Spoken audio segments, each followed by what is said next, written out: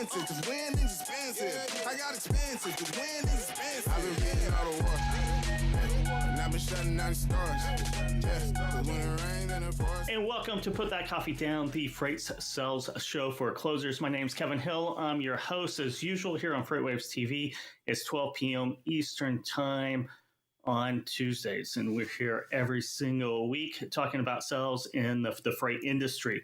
We have a great guest for you today. It's Dave McCoy. He's a VP of Sales over at Bitfreighter. We're going to talk a little bit about the history of EDI and that, really the technology that's really entered the market and has made it easier for freight brokerages of all sizes and also carriers to actually do more business, grow their businesses, grow their margins, and be able to service clients much better than traditionally, even 5 or 10 years ago. And a lot of what's gone on in the freight industry kind of centers around disruption. So I wanted to talk a little bit about disruption before we brought in Dave and what exactly is disruption. And I was reading in a Harvard Business Review article. They're always fascinating. They have great topics on sales and strategy and corporate strategy. That subscription based, but you can always get an article or two every month. And I encourage everybody to go out and read, whenever you Google something about sales and you see a HBR or Harvard Business Review, go in, read the article. It's great research, and it's a classic publication that's been out there forever. But what exactly is disruption? In 1995, disruptive innovation was coined, and over the last 30 years, the word has been probably the biggest buzzword in business and technology and startups, and it's kind of lost its meanings. And you really think about disruption as we're going to really focus in on underserved markets. So you have new categories, so you have new technology, new processes that create a new category. You think of Netflix. Netflix is a great example. You had video stores when I was growing up. You had the Blockbuster on the corner. You had the neighborhood video store that everyone opened up before they opened up pager stores and cell phone stores and now vape stores or whatever you have. There's always a new craze of retail storefronts that small business owners jump into. But every town had a Blockbuster or some other Hollywood video was a big video place, but then everything went online, and Netflix started out with CDs, of course, through the mail order, and then when the technology became available, became a streaming service. Now everything is a streaming service, so they created a new category. But I want to talk more about underserved markets. So incumbents come along, right? Incumbents have done something really well. They've grown, they've become profitable. Industry leaders usually have a top market share. But over time, they're going to focus more on their key customers who take the most amount of time and who are the most profitable. And they are going to tailor their services around that. That means there's a huge swath of the market or any industry that's underserved. So you have a lot of disruption in underserved markets. So underserved markets, you have new entrants that will come in, usually, especially in the last 10, 15, 20 years with better technology.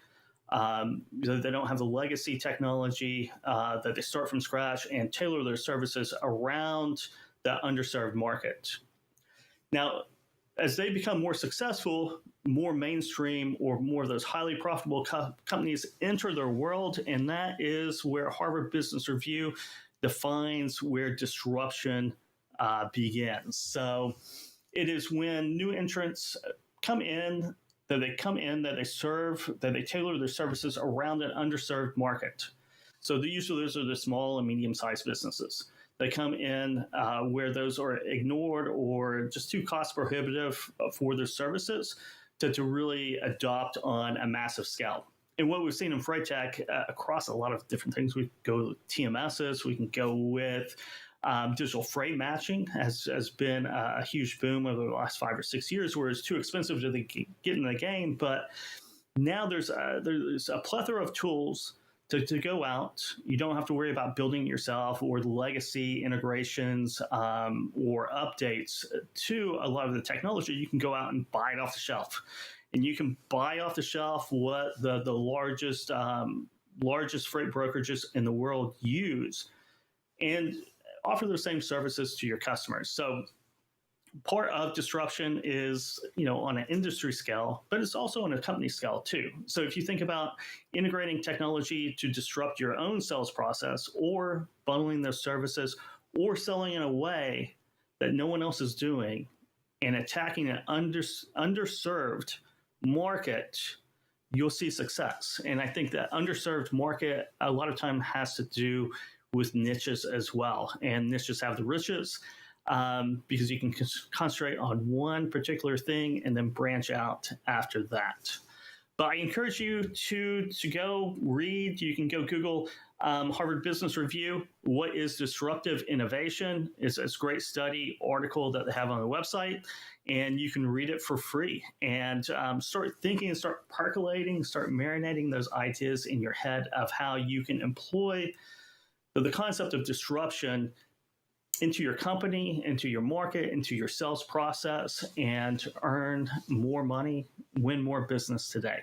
But with all that said, let's bring on David McCoy over at Bitfreighter. He's the VP of Sales onto the show to talk about EDI stuff. How are you doing today, Dave? Oh, I can't hear you. Let's see. You might be on mute. Dave, you there? Oh, you are there now. I can hear you. Can you hear me? I can hear you, yes. Loud and clear. Okay, how are you doing today? Good, man. How are you? I'm doing good. It's good to see you too. Yeah. And I talked a little bit about disruption and just before we dive into the Bitfreighter and yourself, I mean, what are some of your thoughts on disruption and disruptive innovation and what that means? Yeah, it's a fun niche to be in. You said niches have riches. I like that. Like another example, I was hearing you tell some examples on disruption and one that we identify ourselves with is like the old cell phone days where we were all waiting until 9 o'clock to make phone calls, or we were waiting until a certain time to do text messages and all that. And because each text message or phone call after before a certain time was on your bill, and it was very transactional based. And then I think it was Verizon that came along. I don't know how many people are going to remember this. You probably do because we're about the same age, but Verizon, I think, came along and changed everything. And they came along with an unlimited approach, an unlimited messaging. Don't worry about what time you're making phone calls. Don't worry about those texts. It's all completely unlimited, and it changed everything, and it was disruptive. And that's, I don't think we realized this when we started Bitfreighter, but the more we started thinking about our unlimited approach to EDI transactions and that model, it's very similar to what Verizon did.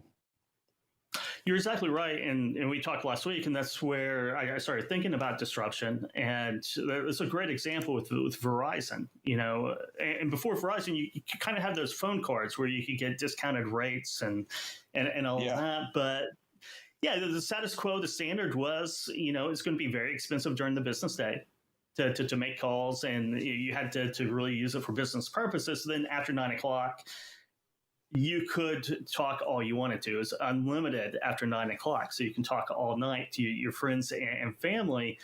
And the established players. I forgot about that too. The friends and family, if there was friends and family, you could add the phone numbers to it. And it's funny because that was so ingrained in everybody. Like this is just the way it is.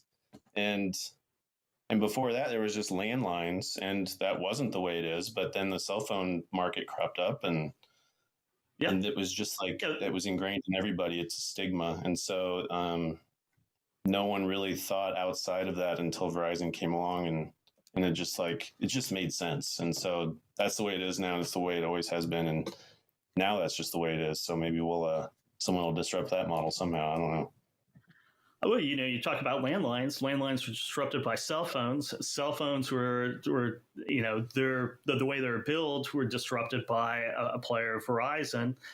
But the incumbents didn't really have an incentive to change their model, right? Until a disruptive sales process, right?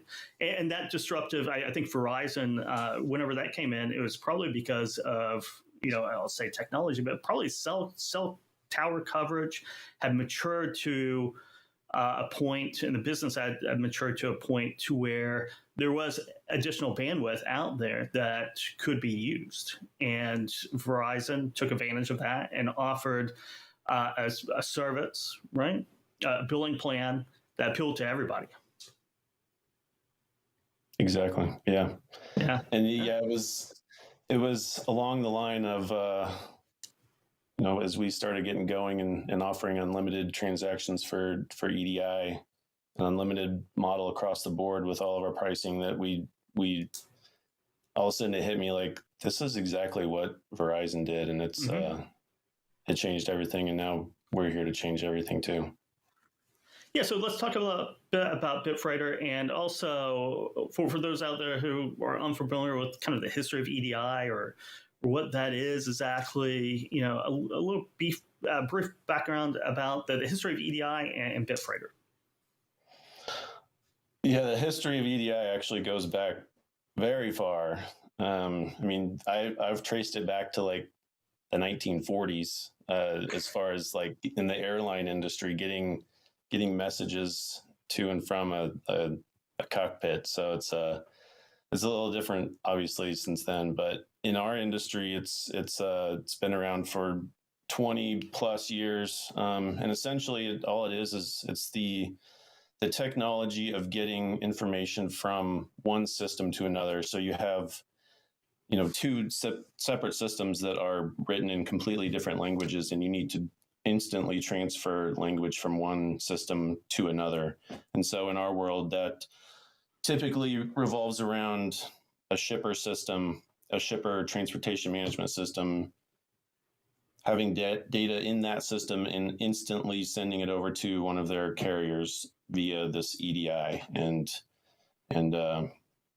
so that's really all it is just getting information that's in one system, translating it, and having it show up in a completely separate system written in a completely separate language.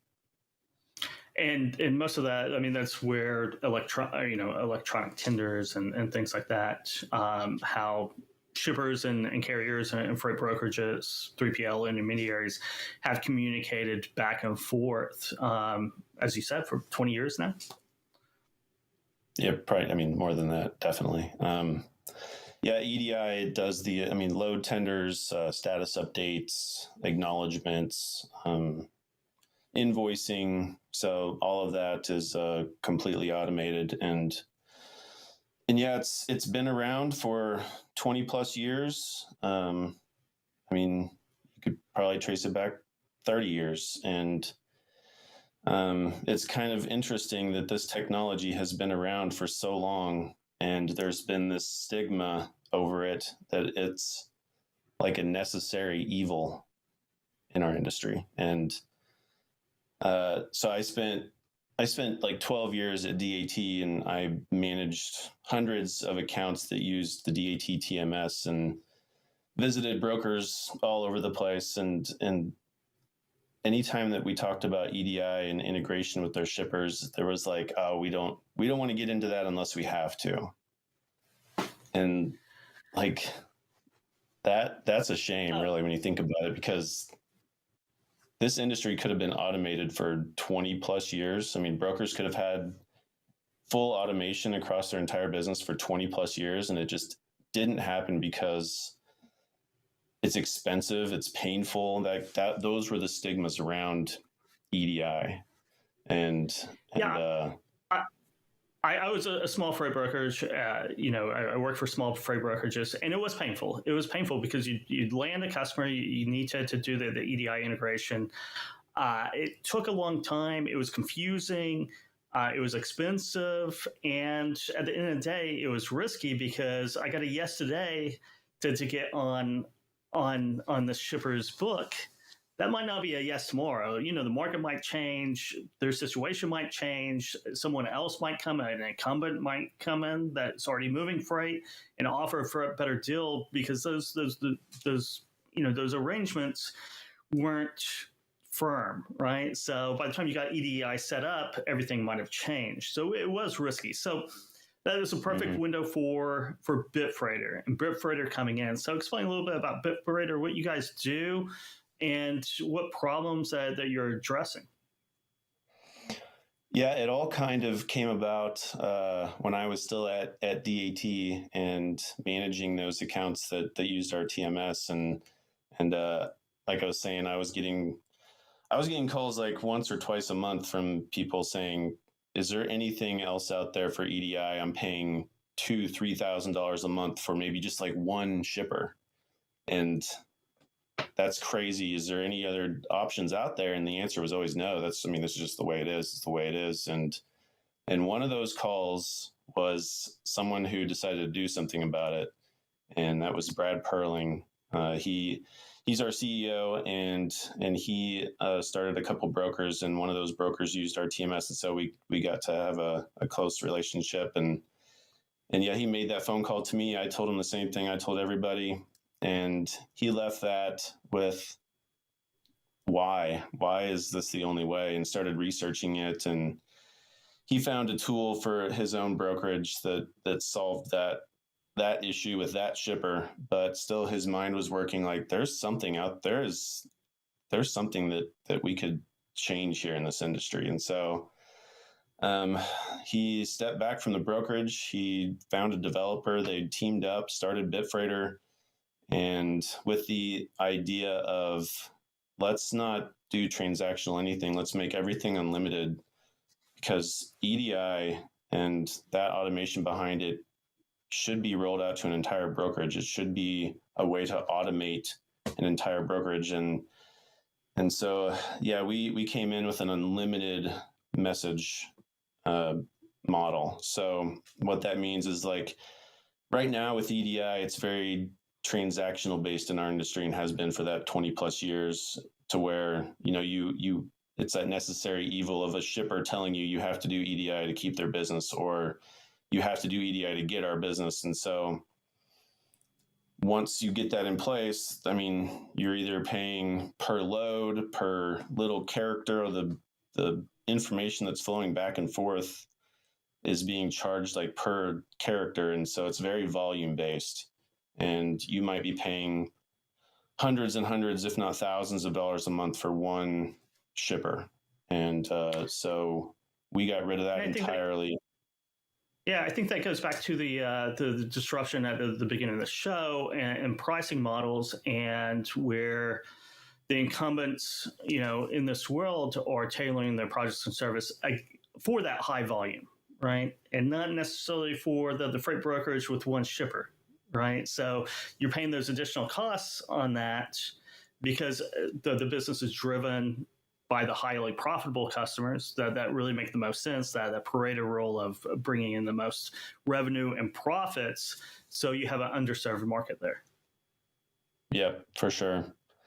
And yeah, when he started Bitfreighter and came up with this unlimited model, one of his first calls was to me, and I was like, I'm on board, man. Let's do this. Let's change things. And left DAT and came over and joined Bitfreighter. It's been almost a year now, and yeah, it's been fun to go to all these brokers and let them know that, for that one shipper that they're doing EDI with, that's thousands of dollars a month, you can move that over to Bitfreighter and be paying $100 a month, $200 a month at most.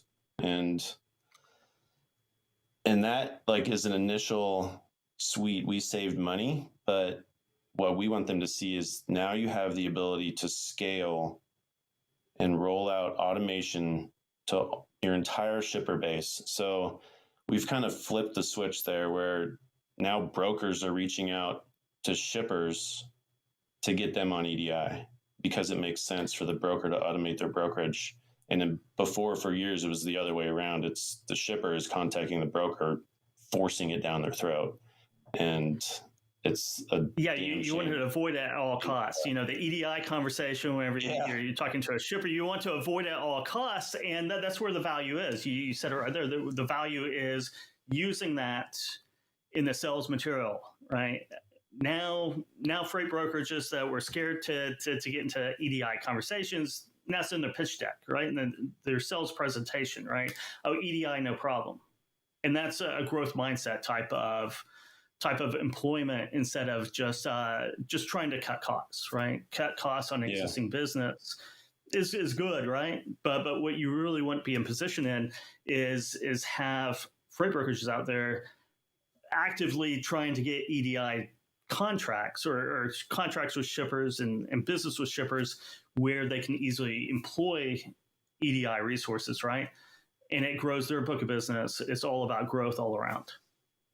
Yeah, what our customers are doing is if they're doing more than 10 loads a week with a shipper, now they're putting them on EDI, and it's such a weird thing that for all those years it's like, I don't want to automate my brokerage.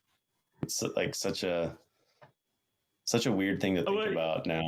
It is because it was cost prohibitive. It took time. It was a very confusing process, right? To be able to do that, especially with multiple shippers. But disruption happens, and if you can do that, if those tools are available, if they're easy to use, if they're cost effective, then it's a really valuable sales tool to go out to the market and promote and employ and finally automate a lot of things that you never automated before that most other industries have automated, 10 years ago, 15 years ago. Yeah. I mean, we started with that approach. It was obviously very appealing. And then we came in with the other mindset of let's be focused on freight. Let's bring people into our staff that have freight backgrounds. And so that solves the other part of EDI and those integrations where it's difficult, where we come in, we have freight backgrounds. So we know what brokers are dealing with. We know the timelines involved. So that service standpoint is very important to us as well. And so, yeah, I mean, that's the other part of it, is that service model and that difficulty model. And we want to take all that off the broker's plate. And, if you send us something, we connect same day to your shipper and start testing right away. So that's another thing that was just like the stigma of EDI automation is it's going to take forever. It's whenever I send it over, it's going to be months before I'm even getting loads automatically from my partner. So it's we've solved that too, and it's cool to offer that service side to it. Yeah, it's very cool. Dave, we got a couple minutes here left. Let's finish on quoting, and we're talking about automation. Let's talk about quoting automation, what you guys are doing with that. Yeah. So about a year ago, we were contacted by one of our partners on the shipper TMS side, and they were starting to get into this real-time rating, instant quoting world, which if for people who aren't familiar with that, the instant quoting real-time rating is a direct API connection to a shipper system. So if you have a shipper that's using like a major platform, they have the ability to do instant quoting. And I mean, just like the very high level, what that means is a shipper can enter freight into their shipper TMS and have the option to get an instant quote at that moment from their preferred partners. So to be a preferred partner, you need to be able to participate in this real-time rating, instant quoting marketplace. And so what we built was a quoting platform that's a standalone platform that's very easy to get set up and be able to have APIs direct connection with your shipper.